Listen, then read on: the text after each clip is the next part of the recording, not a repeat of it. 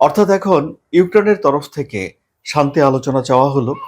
২ দফা ইস্তাম্বুলে শান্তি আলোচনা হয়েছিল এবং সেখানে কিছু সামান্য অগ্রগতি ছিল। এই যেমন বন্দি বিনিময় করা, মৃতদেহ বিনিময় করা ইত্যাদি, ইত্যাদি। কিন্তু যুদ্ধ বন্ধ করার জন্যে কোনো অগ্রগতি সেখানে হয়নি। আবার ডোনাল্ড ট্রাম্প যে শাটল ডিপ্লোমেসি করেছিলেন, সেখানেও তিনি ৩ দফায় আ যুদ্ধবিরতির প্রস্তাব তুলেছিলেন। কিন্তু কোনো দফাতেই যুদ্ধবিরতি কার্যকর হয়নি। কিন্তু তারপরেও সেখানে ৩০ ঘন্টার জন্যে আ বা অল্প সময়ের জন্যে যুদ্ধবিরতি ঘোষণা করেছিলেন মিস্টার পুতিন এবং এক ধরনের আলাপ আলোচনা ছিল। কিন্তু যখন জেলেনস্কির পরিকল্পনা অনুযায়ী একটা ড্রোন অ্যাটাক হয়েছিল রাশিয়ার ভেতরে, রাশিয়ার ৫টি বিমান ঘাঁটিতে এবং যেখানে দাবি করা হয়েছিল যে রাশিয়ার বোমারু বিমানের ব্যাপক ক্ষয়ক্ষতি করতে পেরেছে ইউক্রেন যা দাবি করেছিল। এরপর আক্রমণ জোরদার হয়েছে।